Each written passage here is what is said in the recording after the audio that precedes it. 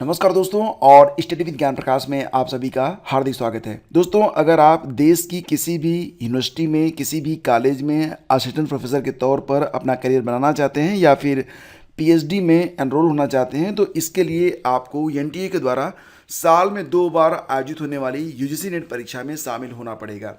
देखो फ्रेंड्स, आपको बता दें कि ये जो परीक्षा होती है यूजीसी नेट की, ये साल में 2 बार आयोजित की जाती है। पहले तो जून के महीने में होती है और इसके बाद सेकेंड राउंड दिसंबर के महीने में ये परीक्षा करवाई जाती है। तो देखो यहाँ पर क्या है कि आप किसी भी सेशन में शामिल हो, आपको कुल मिला के 2 पेपर में शामिल होना पड़ता है। इसमें जो पहला पेपर है जिसका नाम है टीचिंग एंड रिसर्च एप्टीट्यूड, ये कॉमन पेपर होता है, यानी कि कोई भी अभ्यर्थी हो किसी भी सब्जेक्ट से वो इस परीक्षा में बैठ रहा हो, ये कॉमन पेपर है। इस पेपर में उसे शामिल होना ही पड़ेगा। इसको शिक्षण और शोध आवृत्ति के नाम से भी जाना जाता है। तो ये वीडियो आपके लिए एक गाइडेंस वीडियो है और ये आपकी पहली क्लास है जिसमें हम चर्चा करेंगे कि जो आपका पहला पेपर है टीचिंग एंड रिसर्च एप्टीट्यूड, तो इसके पूरे के पूरे सिलेबस में क्या है, क्या क्या चीज़ें आपको पढ़नी है, कैसे ये सिलेबस आगे बढ़ेगा, यानी कि हम इसे कैसे पूरा करेंगे।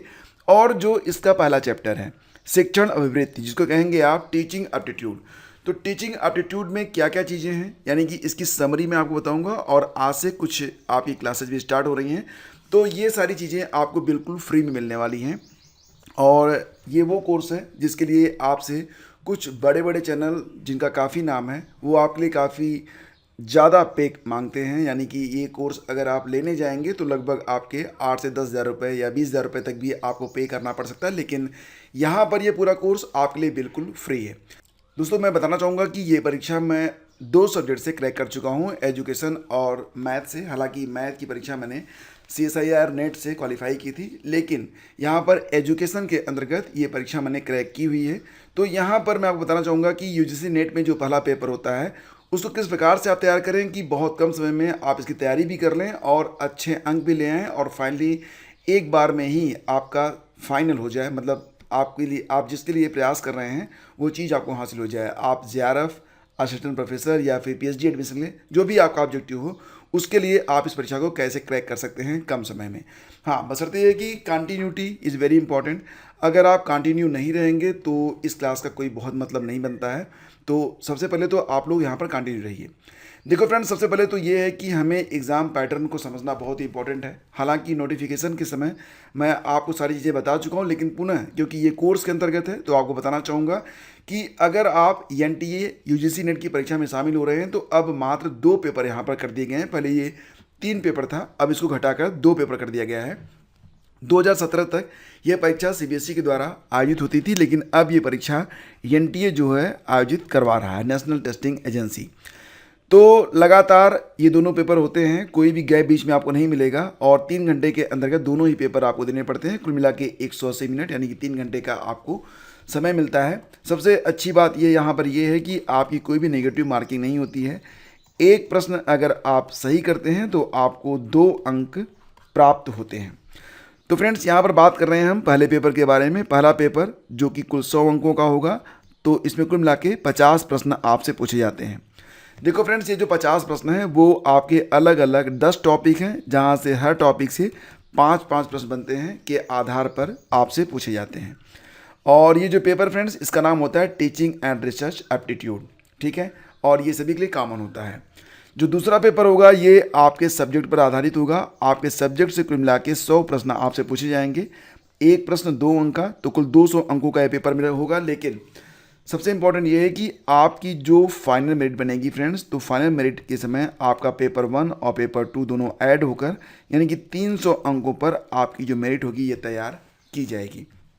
तो जैसा कि आप जानते हैं कि इस बार जून 2024 से परीक्षा में कुछ बदलाव भी हुआ है। इसमें जो पहली कैटेगरी है फ्रेंड्स वो JRF के लिए होगी, JRF प्लस असिस्टेंट प्रोफेसर के लिए। JRF तो ऑलरेडी PhD के लिए एनरोल माना ही जाता था, लेकिन जो दूसरी कैटेगरी थी उसमें भी बदलाव हुआ है कि दूसरी कैटेगरी में अगर आप असिस्टेंट प्रोफेसर के तौर पर क्वालिफाई करते हैं इस परीक्षा को, तब भी अगर आप चाहें तो आप PhD के लिए एनरोल हो सकते हैं। और जो तीसरी कैटेगरी है वो केवल PhD एडमिशन के लिए ही है। तो केवल PhD एडमिशन के लिए यहाँ पर जो लोग 4 साल का अपना स्नातक कर रहे हैं या कर चुके हैं वो लोग भी शामिल हो सकते हैं। तो ये कुछ नए चेंजेज आपको नोटिफिकेशन में देखने को मिलेंगे।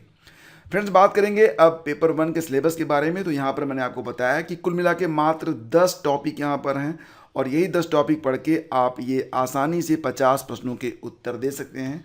और मैं आपसे कहूँगा कि अगर आप यहाँ पर थोड़ा सा समय दे दें तो आसानी से 50 में से कम 45 प्रश्नों के उत्तर आप बिल्कुल सही दे सकते हैं, बशर्ते कि आप अपना डेडिकेशन यहाँ पर दिखाएं।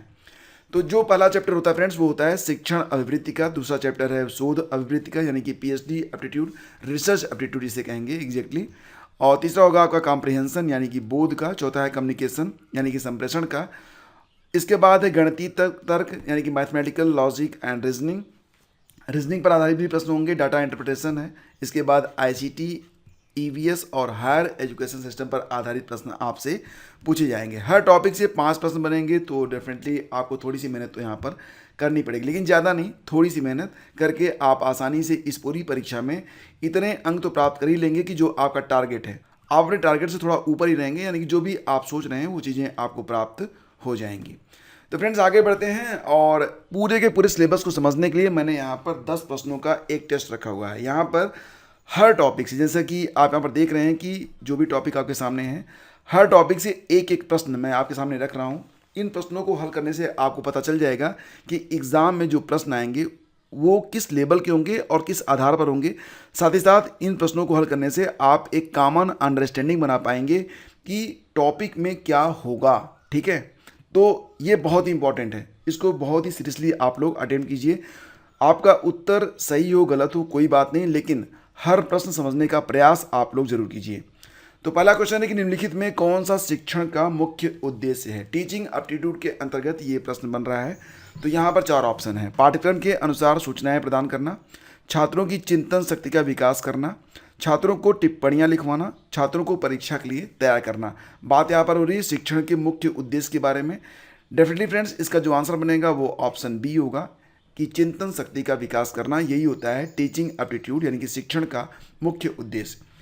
अगला क्वेश्चन होगा कि किसी शोध कार्य की एक विशेषता क्या है। मतलब अगर कोई रिसर्च है तो उसकी एक विशेषता क्या होगी। पुनरावृत्ति, सामान्यीकरण, उपयोगिता या फिर वस्तुनिष्ठता।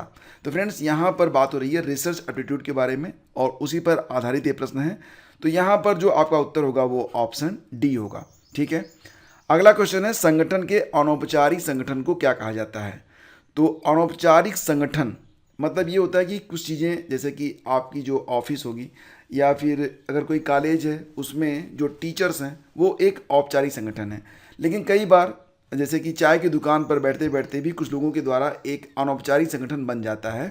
तो यहाँ पर कहा जा रहा है कि जो अनौपचारिक संगठन के अंतर्गत जो संचार होता है, कम्युनिकेशन होता है, उसको क्या कहा जाता है। ठीक है, तो अनौपचारिक कम्युनिकेशन के बारे में, अनौपचारिक संचार के बारे में यहाँ पर जो बात है वो की जा रही है। इसको कहेंगे जन प्रवाद माध्यम।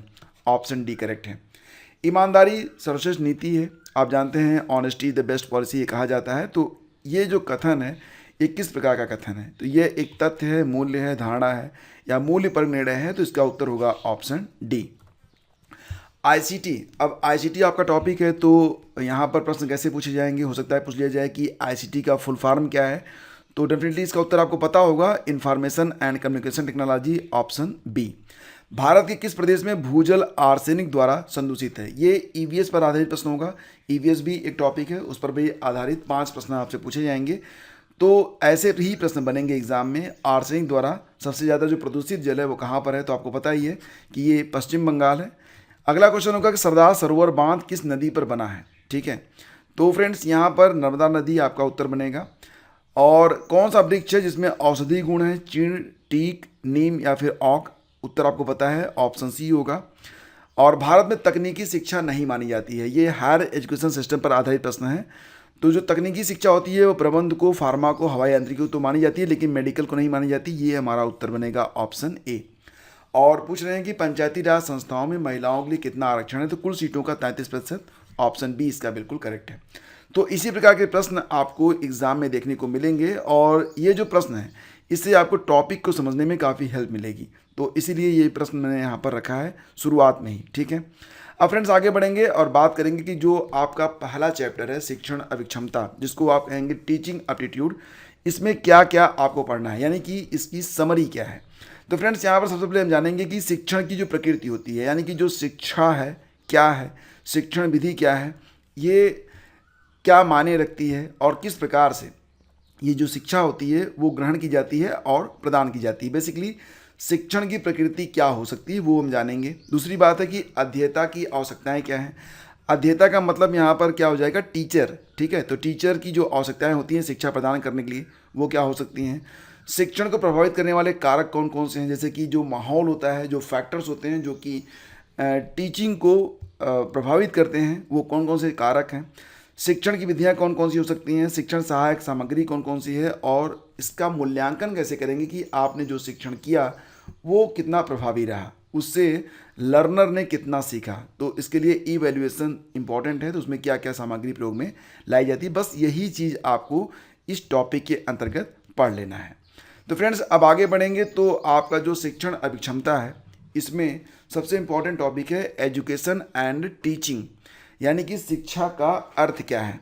तो देखो फ्रेंड्स, यहाँ पर मैं आपको बताना चाहूँ तो सबसे पहले तो आप ये समझिए कि एक राष्ट्र है, कोई भी राष्ट्र है, अगर उसकी प्रकृति और समृद्धि देखनी है तो मानव संसाधनों के विकास पर निर्भर करती है। आपके परिवार में आप खुद देखिए, अगर आपका परिवार एक राष्ट्र, एक देश मान लिया जाए, तो आपके परिवार में लोग कितने पढ़े लिखे हैं, कितने संस्कारवान हैं और कितने शक्तिशाली हैं, वो बॉडी वाला नहीं, मतलब समाज में उनका क्या रुतबा है, ये बहुत सारी चीज़ें मिलकर आपके परिवार का सामाजिक स्तर जो है वो निर्धारित करती हैं।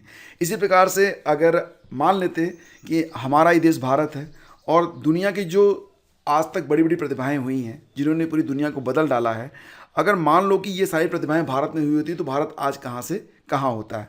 यानी कि एक राष्ट्र की प्रकृति में और प्रगति में जो समृद्ध मानव संसाधन है ये बहुत ही इंपॉर्टेंट है, लेकिन जो समृद्ध मानव संसाधन है ये शिक्षण से ही उत्पन्न होगा। यानी कि शिक्षा बहुत ही इंपॉर्टेंट है और शिक्षा कहाँ से आती है, एक शिक्षक के द्वारा। इसीलिए जब भी कोई शिक्षक भर्ती होती है तो वहाँ पर एक टेस्ट लिया जाता है कि जिस व्यक्ति को हम शिक्षक के तौर पर चुन रहे हैं वो समाज में कितना योगदान दे सकता है, क्या योगदान दे सकता है। और इसीलिए आपकी ये जो परीक्षा है NTA UGC नेट, इस परीक्षा का आयोजन भी किया जाता है। तो बेसिकली बात करेंगे एजुकेशन एंड टीचिंग के बारे में। तो शिक्षण का मूल अर्थ है शिक्षा प्रदान करना, तो ये तो बहुत इंपॉर्टेंट है। ये तो आप समझ गए होंगे शिक्षण का जो मूल अर्थ होता है क्या होता है, ये यही है कि शिक्षा प्रदान करना। और बहुत ही बेसिक में जाएंगे तो ये जो शिक्षा शब्द है ये शिक्ष धातु से बनी है, जिसका अर्थ होता है ज्ञान प्राप्त करना, जिसके माध्यम से हम अपने संस्कारों और व्यवहारों का निर्माण करते हैं। शिक्षा का उद्देश्य क्या होता है, ये होता है शिष्य के ज्ञान एवं व्यवहार में वांछित परिवर्तन लाना।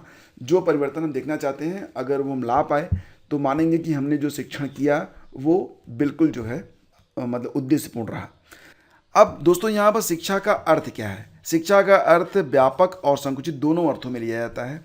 व्यापक अर्थ में तो ये होता है कि जब आप पैदा होते हैं, हम पैदा होते हैं, तो फ्रॉम बर्थ टू डेथ, जन्म से लेकर मृत्यु तक आप कुछ न कुछ तो रोज़ ही सीखते हैं। यानी कि आपकी जो शिक्षा होती है वो चलती ही रहती है। ठीक है, तो ये एक अनौपचारिक शिक्षा कही जाएगी, इनफॉर्मल एजुकेशन इसे कहा जाता है। दूसरा होता है संकुचित। जैसे मान लेते हैं कि आप संकुचित शिक्षा का यहाँ पर बस इतना ही अर्थ होता है कि आपको सीखने के लिए किसी संस्था में जाते हैं। जैसे कि एक बच्चा है वो सीखने के लिए जाता है स्कूल में, कॉलेज में, तो ये इसका संकुचित अर्थ है कि बस स्कूल कॉलेज में ही वो सीख रहा है। लेकिन एग्जैक्टली क्या है कि हम तो पूरे जीवन भर सीखते रहते हैं और हर चीज़ से सीखते रहते हैं। यानी कि खुद अपनी दिनचर्या से भी जो समझदार लोग हैं वो सीख तो ले ही लेते हैं। तो ये व्यापक अर्थ काफ़ी मायने रखता है। फिलहाल यहाँ से प्रश्न नहीं बनेंगे, लेकिन ये चीज़ें आपको समझ में आनी चाहिए। अब बात करेंगे शिक्षण के जो 3 आधार माने जाते हैं, क्यों, कैसे और क्या। ये शिक्षण के 3 आधार हैं, 3 पिलर्स ऑफ एजुकेशन इन्हें कहा जाता है। देखो दोस्तों, शैक्षणिक प्रक्रिया को 3 प्रश्नों के आधार पर तय किया जाएगा, क्यों, कैसे और क्या। क्यों का उत्तर सबसे महत्वपूर्ण है कि आखिर जो है शिक्षण क्यों किया जाए। ठीक है, अब आप खुद सोचो कि जो हम ह्यूमन बीइंग हैं, हम पहले गुफा में रहते थे और आज इस स्थिति में पहुँचे हैं कि जो बड़ी बड़ी शक्तियाँ पहले दिव्याताओं को प्राप्त होती थी, जैसे कि टेलीपैथी वगैरह, वो सभी लोग कुछ पैसे देकर मोबाइल फ़ोन से कर रहे हैं। और लाइव आप देख पा रहे हैं, जो कि पहले जादू की चीज़ मानी जाती थी। तो ये सारी चीज़ें शिक्षा की वजह से ही आज इतनी उन्नति हुई है। तो शिक्षा क्यों हो और इसके लिए कैसे शिक्षा दी जाए और क्या शिक्षा दी जाए। तो सबसे इम्पोर्टेंट यहाँ पर यह है कि शिक्षा क्यों दी जाए, इसका जो उत्तर देगा वो दर्शन शास्त्र देगा। शिक्षा कैसे दी जाए, तो कैसे का उत्तर मनोविज्ञान देगा, और क्या का उत्तर समाजशास्त्र के द्वारा आता है। तो यानी कि हम संक्षेप में ये कह सकते हैं कि शिक्षा का मूल आधार दर्शन शास्त्र, मनोविज्ञान और समाजशास्त्र है। अगर आपने बीएड किया हुआ है या नहीं भी किया है तो यहाँ पर आपको पता होना चाहिए कि जो शिक्षा है तो उसके लिए कई वाद हैं, मतलब कई जो एलिज्म अपनाए जाते हैं, जैसे कि आदर्शवाद, प्रकृतिवाद, प्रयोजनवाद, अस्तित्ववाद और योग। तो ये कुछ बहुत ही इम्पॉर्टेंट टॉपिक्स हैं जिसके बारे में आपको पता होना चाहिए। जो शिक्षा होती है उसका जो आदर्शवाद है वो क्या हो सकता है। तो आदर्शवाद एक अत्यंत प्राचीन सिद्धांत है। इसका प्रभाव किसी न किसी रूप में जीवन के प्रत्येक पक्ष पर पड़ता है।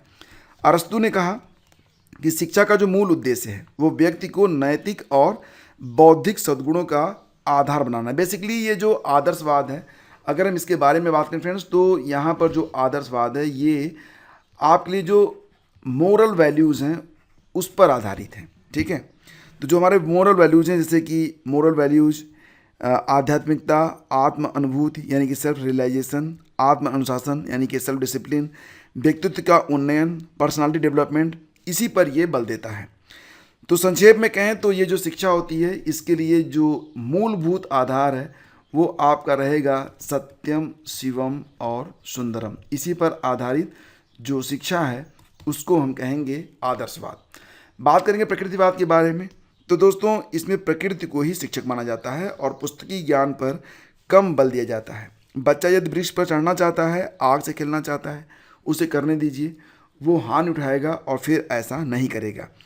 और इसी के अंतर्गत निषेधात्मक शिक्षा भी शामिल की गई है, जिसके अनुसार शिक्षार्थी को असत्य मार्ग से बचाना है। क्रिया द्वारा सीखना यानी कि लर्निंग बाय डूइंग, अनुभव, इंद्रियों द्वारा शिक्षण, निरीक्षण, ऑब्जर्वेशन, प्ले वे, ह्यूरिस्टिक और डाल्टन द्वारा प्रस्तावित शिक्षण विधियां मुख्य रूप से प्रकृतिवाद के अंतर्गत आती हैं। बेसिकली समझा जाए तो रूसो ने भी इसी का समर्थन किया था और कहा था कि अगर बच्चा परेशान है और कुछ कर रहा है तो करने दो, वो एक बार गिरेगा तो सीखेगा कि गिरना नहीं है। तो हमें मतलब इस पर भरोसा करना है कि प्रकृति हमें शिक्षा प्रदान करेगी और प्रकृति से भी हम सब कुछ सीख लेंगे। लेकिन अगर हम सिर्फ प्रकृति से सीखते तो आज जो डेवलपमेंट हम देख रहे हैं वो शायद ना हो पाता। इसके बाद आता है आपका प्रयोजनवाद यानी कि प्राग्मेटिज्म। कई बार पूछा जाता है कि प्रयोजनवाद के प्रतिपादक कौन है, तो ध्यान दीजिएगा कि जॉन डेवी। ठीक है, जॉन डेवी जो हैं ये प्रयोजनवाद के JOHN और DEWEY, ये जॉन डेवी, इनको जो है प्रयोजनवाद का मुख्य प्रतिपादक माना जाता है। तो ये क्या है, देखो फ्रेंड्स, प्रयोजनवाद के अंतर्गत क्रियाशीलता और व्यवहारिकता को महत्वपूर्ण स्थान दिया गया है। ध्यान से सुनेंगे तो हर बात समझ में आ जाएगी। देखो इसमें क्या है कि प्रयोजनवाद को अमेरिका की देन माना जाता है। इसमें पूर्व निश्चित आदर्शों या सत्य का कोई स्थान नहीं है। इसमें हम ये नहीं मानेंगे कि हमारी जो शिक्षा होगी वो सत्यम, शिवम, सुंदरम पर आधारित हो। हम ये मानते हैं कि हमारा प्रयोजन सिद्ध होना चाहिए, हमारा जो प्राग्मेटिज्म है वो हमको प्राप्त होना चाहिए। अनुभव ही सभी मूल्यों की कसौटी है। हमारे जो अनुभव हैं बहुत ही इंपॉर्टेंट हैं। अगर किसी चीज़ से हमें हानि उठाना है या हानि उठानी पड़ती है तो वो हमें नहीं करना है। जिससे हमें लाभ मिलेगा हमको बस वही काम करना है, मतलब अपना जो प्रयोजन है वो हमको प्राप्त होना चाहिए। यही है इस शिक्षण के अंतर्गत आने वाले प्रयोजनवाद का जो मूल आशय है। इसके बाद फ्रेंड्स बात करेंगे अस्तित्ववाद के बारे में। तो इसको कहते हैं एग्जिस्टेंटियलिज्म। ठीक है, या आप इसको ऐसे भी समझ सकते हैं कि इसके जो, अच्छा सबसे पहले तो ये समझिए कि इसके जो मुख्य प्रतिपादक है कौन है। तो ध्यान दीजिएगा कि एग्ज़ाम के लिए बहुत ही इंपॉर्टेंट है कि अस्तित्ववाद या जो आपका एग्जिस्टेंटियलिज्म है इसके प्रतिपादक कौन है। तो स्पेलिंग ध्यान दीजिएगा, KIERKEGARD, किर्कगार्ड। किर्कगार्ड जो हैं ये इसके प्रतिपादक माने जाते हैं। तो किर्कगार्ड क्या कहते हैं, वो कहते हैं कि मेरा अस्तित्व है क्योंकि मैं ऐसा सोचता हूँ, इसलिए मैं सोचता हूँ कि मेरा अस्तित्व है। इसमें बेसिकली बात की जाती है इंडिविजुअल की, यानी कि आप अपने अस्तित्व के लिए शिक्षा को ग्रहण करें। आपका अस्तित्व सबसे इम्पॉर्टेंट है। अगर आप हैं तो दुनिया है। मतलब कि इसको ऐसे समझ सकते हैं आप कि इसमें जो व्यक्ति है वो अपने केवल अपने विकास के लिए ही शिक्षा को ग्रहण करता है और ये माना जाता है कि अगर सेल्फ डेवलपमेंट हम कर लें तो बाकी चीज़ें अपने आप विकसित हो जाएंगी। इसके बाद फ्रेंड्स हम बात करेंगे योगा के बारे में। तो योगा का प्रतिपादन किसने किया था? तो ध्यान दीजिएगा कि पतंजलि जो हैं उनको योग शास्त्र का रचयिता माना जाता है। योग मन की प्रवृत्तियों को नियंत्रित करने की विद्या मानी जाती है। यह मात्र शारीरिक व्यायाम नहीं माना जाता, इसमें 8 घटक हैं। अच्छा, क्या बता सकते हैं आप कि वो जो 8 घटक हैं कौन कौन से हैं? एक तो आपका होता है यम, दूसरा होता है आपका नियम, तीसरा कौन सा होगा बताइए? तो ये एक तो आपका हो गया यम, दूसरा हो गया नियम यानी कि ऑब्जर्वेशन, तीसरा आपका हो जाएगा आसन, आसन को क्या कहेंगे आप? पोस्चर्स। चौथा हो जाएगा प्राणायाम, प्राणायाम का मतलब होता है यहाँ पर ब्रेथ कंट्रोल, ठीक है। इसके बाद है आपका प्रत्याहार, प्रत्याहार इसको क्या कहेंगे आप? इसको कहेंगे रेस्ट्रेंट, ठीक है। इसके बाद आपका छठा जो पॉइंट है वो है धारणा, धारणा का मतलब माइंड स्टडी। और फिर जो सातवां है वो क्या है? ध्यान यानी कि कंसंट्रेशन। और इसके बाद आती है समाधि, आठवीं है समाधि यानी कि मेडिटेशन, ठीक है। तो बेसिकली आप मेडिटेशन समझ रहे होंगे, बाकी जो चीज़ें हैं उसको भी समझिए। अच्छा, यम यानी कि सेल्फ कंट्रोल, यम यानी कि सेल्फ कंट्रोल, नियम यानी कि ऑब्जर्वेशन, तीसरा हो गया पोस्चर्स यानी कि आसन, चौथा हो गया आपका प्राणायाम यानी कि ब्रेथ कंट्रोल, सांसों पर नियंत्रण। इसके बाद हो जाएगा रेस्ट्रेंट यानी कि प्रत्याहार। इसके बाद है माइंड स्टडी, ठीक है। तो ध्यान दीजिएगा माइंड स्टडी, धारणा ये माइंड स्टडी कही जाएगी। इसके बाद आपका आ जाएगा ध्यान यानी कंसंट्रेशन, और लास्ट में आता है मेडिटेशन। तो ये जो है 8 बहुत ही इंपॉर्टेंट घटक हैं किसके? योग के। योग के इन घटकों का अनुसरण करते हुए अज्ञान को दूर किया जा सकता है और ज्ञान की प्राप्ति की जा सकती है, ऐसा माना जाता है। तो फ्रेंड्स इसी के साथ ये जो सेशन है यहीं पे समाप्त करते हैं, क्योंकि सेशन संक्षेप में रखने का ये प्रयास था और उद्देश्य ये था कि आप लोगों को कुछ बहुत ही बेसिक नॉलेज दिया जाए। इसके बाद आपकी जो क्लासेज में लगातार चलती रहेंगी। हाँ, क्लासेस का टाइमिंग क्या होगा ये मैं आपको बाद में बता दूंगा। वैसे प्रयास ये किया जा रहा है कि अर्ली मॉर्निंग आपकी क्लास हो जाए ताकि पूरा दिन आपको मिल सके, आप उसको पूरा कर सकें, ठीक है। तो अगली जो क्लास होगी उसमें हम क्या पढ़ेंगे? Nature and characteristics of teaching, शिक्षण की प्रकृति और विशेषताएं क्या हैं। मूलभूत शिक्षण प्रतिरूप यानी कि बेसिक टीचिंग मॉडल्स क्या हैं, जिसमें हम प्रशिक्षक केंद्रित दृष्टिकोण यानी कि पेडागॉजिकल अप्रोच, और एक होता है शिष्य केंद्रित या शिक्षार्थी केंद्रित जिसको आप कहेंगे एंड्रागॉजिकल अप्रोच, इन दोनों को पढ़ेंगे। शिक्षण के जो विभिन्न स्तर होते हैं उसमें मेमोरी लेवल, अंडरस्टैंडिंग लेवल और रिफ्लेक्टिव लेवल, ये 3 विभिन्न स्तरों में आते हैं। तो इनको भी समझेंगे कि जो स्मृति लेवल है मतलब कि मेमोरी लेवल, अंडरस्टैंडिंग लेवल और रिफ्लेक्टिव लेवल का जो शिक्षण का स्तर है क्या होता है।